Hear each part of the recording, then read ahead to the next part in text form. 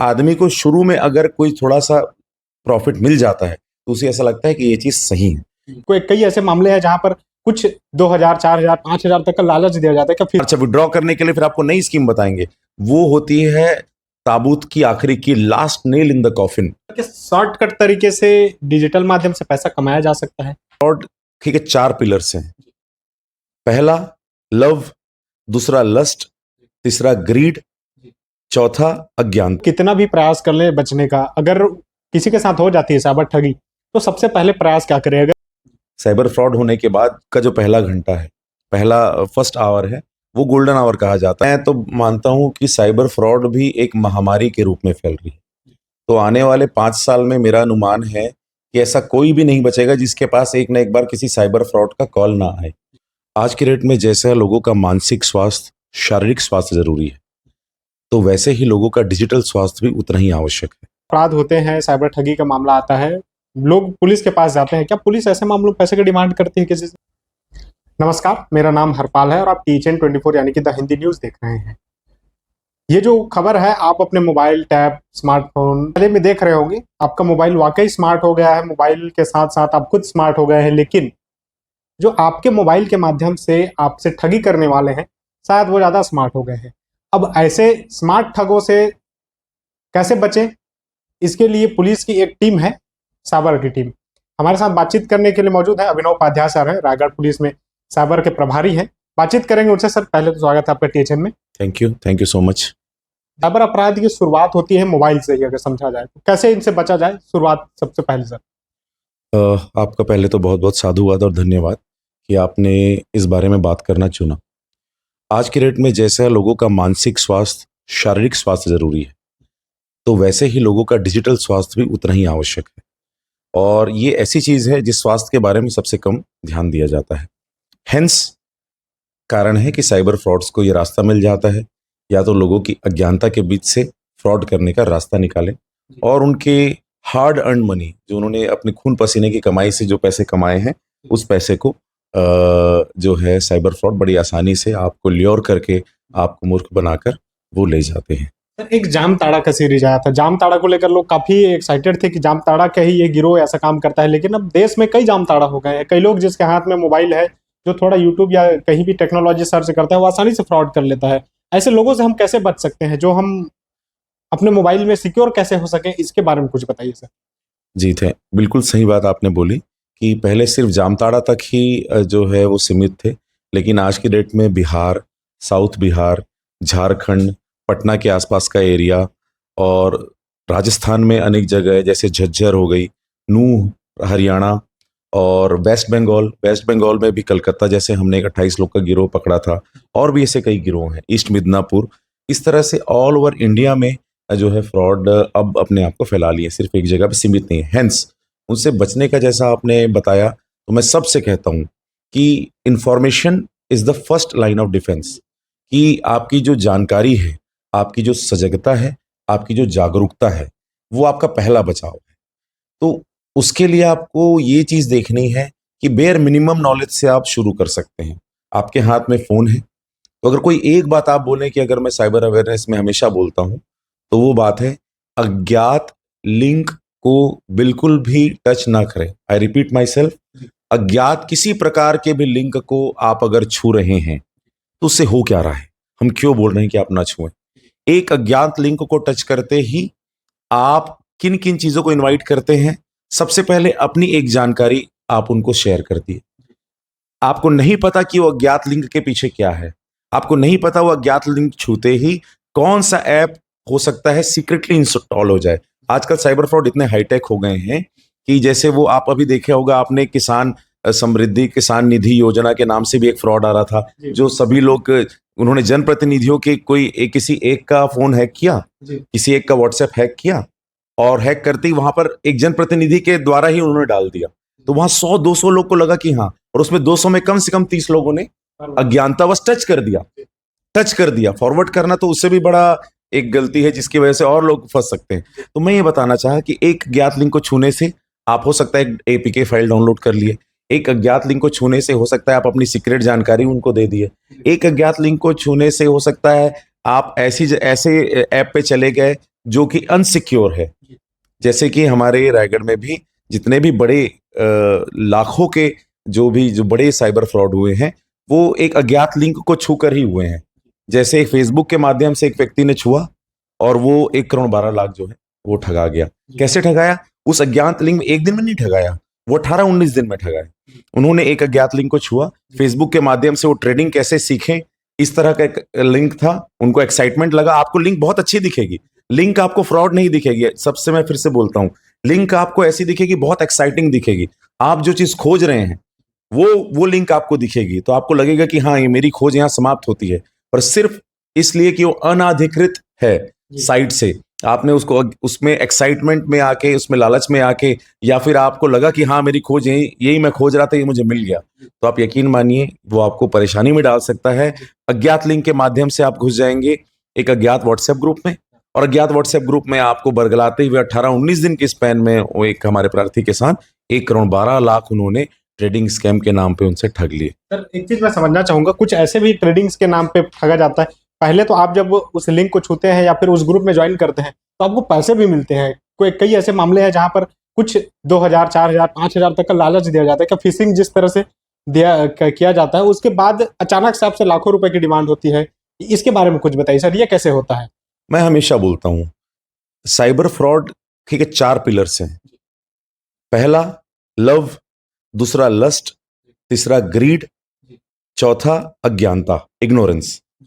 अगर आप प्रेम की तलाश कर रहे हैं इंटरनेट पे तो आप परेशान हो सकते हैं। यदि आप लस्ट में हैं, आपको कोई ऐसे लुभावना वो देता है, फिजिकल अट्रैक्शन, तो आप परेशानी में हैं।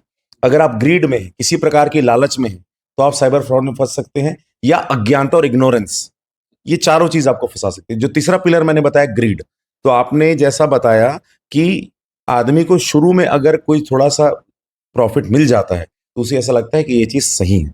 1,12,00,000 के केस में भी शुरू में 2 लाख रुपए कुछ उनको ऐसा बताया कि उन्होंने अर्न कर लिए हैं। और दूसरा ये कहता है एक वर्चुअल अर्निंग भी होती है।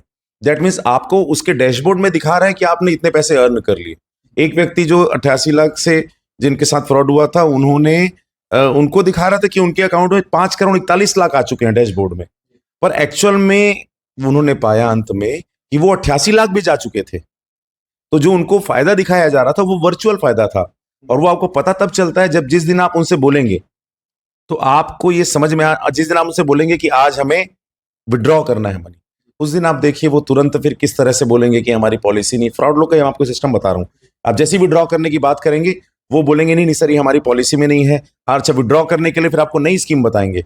वो होती है ताबूत की आखिरी की, last nail in the coffin.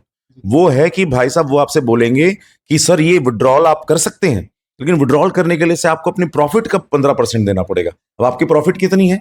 88 lakh को आप 4,91,00,000 से माइनस कीजिए, तो उतना पैसा वो फिर मांगेंगे, फिर आप बाकी पैसा आपको मिल जाएगा बोलेंगे। ये सारी चीजें फ्रॉड है। सर किस शॉर्टकट तरीके से डिजिटल माध्यम से पैसा कमाया जा सकता है? ये मैं सबको बताना चाहूंगा कि जैसा मैंने बताया, तीसरा पिलर है साइबर फ्रॉड का लालच।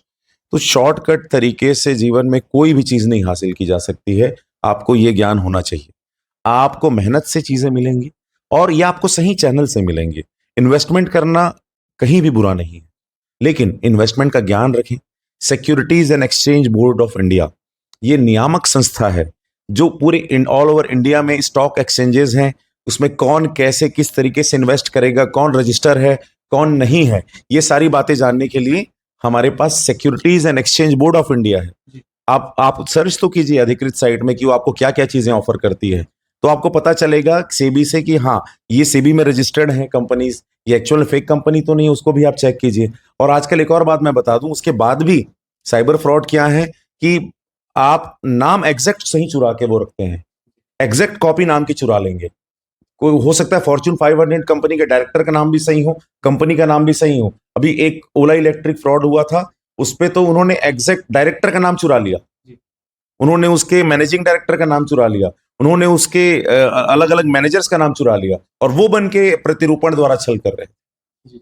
सर एक चीज मैं समझना चाहूंगा, जो साइबर फ्रॉड से जिन लोगों के साथ नहीं हुआ रहता है उन लोगों को लगता है कि मैं काफी स्मार्ट हूं, मेरे साथ इस तरह की घटना नहीं हो सकती। लेकिन एक चीज अब ताजा दौर में देखने को मिल रहा है कि एक क्लोनिंग के साथ साथ आपके मोबाइल या जो आप सिस्टम यूज कर रहे हैं उसको स्क्रीन शेयर करके या फिर रिमोट एक्सेस लेकर के, ये क्या है सर? इसके बारे में कैसे बचा जा सकता है? इसके बारे में अपडेट करें थोड़ा। अब मैं तो मानता हूं कि साइबर फ्रॉड भी एक महामारी के रूप में फैल रही है। तो आने वाले 5 साल में मेरा अनुमान है कि ऐसा कोई भी नहीं बचेगा जिसके पास एक ना एक बार किसी साइबर फ्रॉड का कॉल ना आए। तो पहली तो बात, कोई भी अपने आप को ये मान के मत चलिए कि मैं साइबर फ्रॉड से सिक्योर हूँ। आप सिक्योर सिर्फ तभी हैं जब तक आप सजग हैं। और मैं जैसे कि आपको जितने भी फ्रॉड के बारे में हम बता रहे हैं, चाहे वो सेक्सटॉर्शन का फ्रॉड हो, चाहे वो फिशिंग हो, चाहे वो ऑनलाइन ट्रेडिंग फ्रॉड हो, चाहे वो फेसबुक या व्हाट्सएप की क्लोनिंग हो, चाहे वो कॉल फॉरवर्डिंग फ्रॉड हो, ये सभी फ्रॉड, ओएलएक्स हो, क्विकर फ्रॉड हो, या पुलिस अधिकारी बनकर पैसा ऐंठने की बात हो, या पुलिस अधिकारी का फोटो लगाकर आपको फेक अरेस्ट वारंट भेजकर फ्रॉड हो, ये सारे प्रकार के फ्रॉड यहाँ तक लिमिटेड नहीं रहेंगे। ये फ्रॉड और नए तरीके से बढ़ते जाएंगे।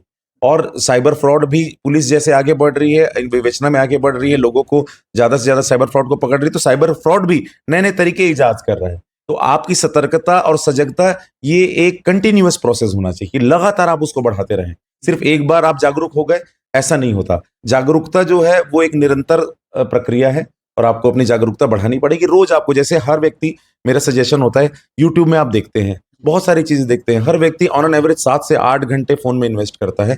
तो क्या आपकी जिम्मेदारी नहीं है कि 10 मिनट रोज आप एक सिक्योरिटी का वीडियो देख लीजिए? क्या आपकी जिम्मेदारी नहीं है कि हर 10 मिनट आप यूट्यूब में टाइप करके देख लीजिए कि अपने फोन को सिक्योर कैसे रखा जाए? आपकी जिम्मेदारी नहीं, एक बार आप टाइप करके देख लीजिए कि अपने फेसबुक और इंस्टाग्राम को लॉक और सिक्योर कैसे किया जाए? आपको सारे स्टेप्स मिल जाएंगे। आप वो जब टाइप करके देखेंगे और आप इंफॉर्मेटिव वीडियोस देखेंगे, तो आप स्वयं तो जागरूक जागरूक होंगे ही, स्वयं फ्रॉड से तो बचेंगे ही। आप अपने पूरे परिवार को, अपने जिस सर्कल में आप काम करते हैं, अपने वर्क प्लेस को भी आप साइबर सुरक्षित रख सकते हैं। सर एक चीज मैं अंत में पूछना चाहूंगा आपसे, लोग कितना भी प्रयास कर ले बचने का, अगर किसी के साथ हो जाती है साइबर ठगी, तो सबसे पहले प्रयास क्या करें? अगर उसके पैसे के साथ अगर लेन देन हुआ है तो वो सब बचे कैसे? इसके लिए प्राथमिक कदम वो क्या उठाए? कैसे वो पुलिस तक पहुंचे, या फिर जो कार्ड से हुआ है उस कार्ड को ब्लॉक कैसे करें? इसके बारे में थोड़ा अपडेट करें। देखिए, भारत सरकार ने 1930, ये साइबर हेल्पलाइन नंबर है, national cyber crime reporting number है। आप 1930 पे सबसे पहले कॉल कीजिए, वहां आपका कॉल उठाया जाएगा। और वहां जैसे ही आप कॉल करते हैं तो आपको सारी जानकारी मांगी जाती है कि आपके साथ फ्रॉड कैसे हुआ, कब हुआ, क्या हुआ, वो सारी डिटेल करके एक ऑटो प्रोसीजर चालू हो जाता है, जिसमें जहां जहां पैसे गए हैं, अगर आपको पता है कि इस अकाउंट से पैसे गए हैं, कहाँ गए हैं, तो उन पैसे को भी मनी ट्रेल एनालिसिस एक ऑटो जनरेटेड मोड पे होने लगती है। उसके बाद जो भी पैसे अगर साइबर फ्रॉड ने नहीं निकाले हैं, तो इसीलिए मैं हमेशा कहता हूं कि फर्स्ट आवर जो है वो गोल्डन आवर है। साइबर फ्रॉड होने के बाद का जो पहला घंटा है, पहला फर्स्ट आवर है, वो गोल्डन आवर कहा जाता है, जिसमें हो सकता है कि आरोपी पैसे बहुत जगह इतने जल्दी से ट्रांसफर ना कर पाया हो, अलग अलग जगहों से, जैसे एटीएम से निकलवाते हैं आरोपी लोग, तो हो सकता है तब तक वो उनको ना निकाल पाए हों, तो वापस से पैसा अगर ब्लॉक हो जाता है तो उसमें वापस आने की संभावना बनी रहती है। दूसरा एक नंबर है 9479281934। तत्काल इसमें आप व्हाट्सएप भी कर सकते हैं। मैं फिर से रिपीट करता हूँ, 9479281934। इस नंबर पे अगर आप मैसेज करते हैं फ्रॉड होते ही, सर क्या मैसेज करना है, कैसे मैसेज करेंगे? आपको सिर्फ हाय भेजना है, उसको सेव करना है, और उसमें हाय भेजेंगे तो उसका रिप्लाई आएगा, जिसमें एक फॉर्मेट रहेगा। उस फॉर्मेट में आपका नाम पूछेगा, वो सिंपल भाषा में पूछता है, फ्रॉड करने वाले का नंबर, फ्रॉड करने वाले ने क्या नाम बताया, फ्रॉड करने वाले ने कौन सा अकाउंट मांगा, आपका नाम, आपका नंबर, किस नंबर पे मैसेज आया। तो एक सिंपल सा फॉर्मेट है, वो तुरंत भेजेगा। जैसे आप व्हाट्सएप में मैसेज टाइप करते हैं, वैसे ही टाइप करके उनको आप भेज देंगे। और आप 1930 में भी कॉल करेंगे तो आपके संबंधित इसी प्रकार का ही वो आपको जानकारी भेजने के लिए बोलेंगे। फिर उसके बाद जो है उसमें आगे की कार्रवाई जो है शुरू हो जाती है। सर एक अंतिम सवाल, क्योंकि पुलिस से जुड़ा है ये, तो मैं ये पूछना जरूर चाहूंगा, जब इस तरह के अपराध होते हैं, साइबर ठगी का मामला आता है, लोग पुलिस के पास जाते हैं, क्या पुलिस ऐसे मामलों में पैसे की डिमांड करती है किसी से? बिल्कुल भी नहीं। इनफैक्ट पुलिस आपको तत्काल प्रभाव से मदद करेगी।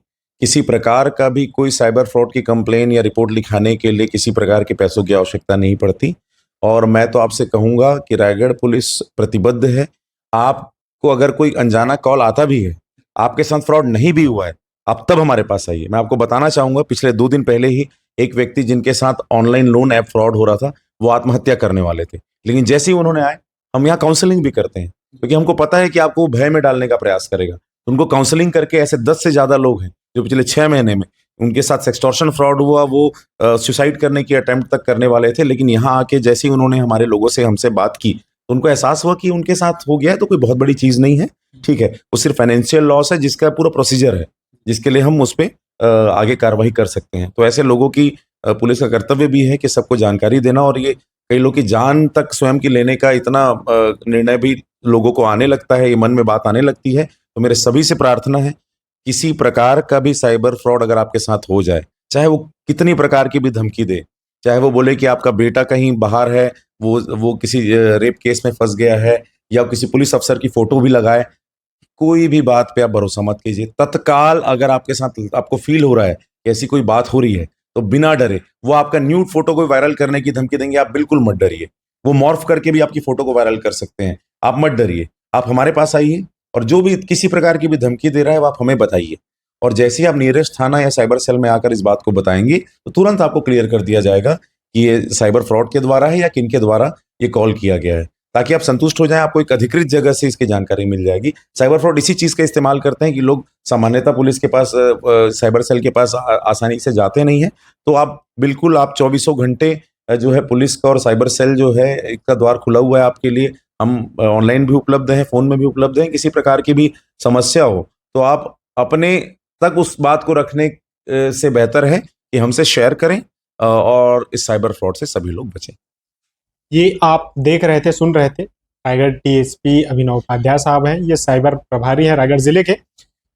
अगर आपके साथ इस तरह की कोई ठगी हो जाती है तो आप डरे नहीं, पुलिस आपकी सेवा के लिए सदैव तत्पर है। और इसके साथ ही मैं आपसे निवेदन करूंगा, अगर आपके पास कोई अनजाना लिंक आता है, अनजाने नंबर से कॉल मैसेज आता है, तो जैसे अभिनव साहब ने आपसे अपील की, आप इसकी सूचना तत्काल पुलिस को दें। जिन नंबरों पर शिकायत करनी चाहिए उन नंबरों पर शिकायत करें।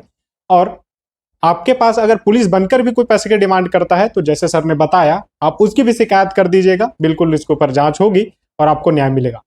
वीडियो अच्छा लगे तो लाइक कर दीजिएगा, अपने साथियों तक ये जानकारी पहुंच जाए इसके लिए शेयर कर दीजिए। चैनल अच्छा लगे तो इसको सब्सक्राइब भी कर लीजिएगा। धन्यवाद।